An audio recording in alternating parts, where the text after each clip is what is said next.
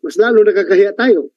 Yes, sir. Anyway, sir, as what RD Pro 11 have stated, sir, we do not justify yung kanyang action ba, sir? But it is individually, sir. Bagong gising kasi ito, sir.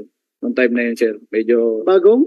gising siya nung time na yun. Nung nasipa. Bagong gising daw po. Nasipa, sir. Justify bagong gising for that kind of action. Justify. Special action force tayo. Ha? Sap tayo. Yes, sir. Your Honor. Justify na bagong gising. Porque bagong gising, gaganunin yung babae. Ha?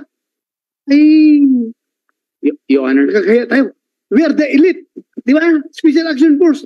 Pag sinabing kayong elite fighting unit ng Philippine National Police, you should be the elite also in terms of character. Kayo dapat ang pinaka-gentleman dyan. Kayo ang pinaka-disiplinado. And everybody is expecting you to act to be the elite people. Lalong-lalo na sa pag-uugali. Okay? Thank you.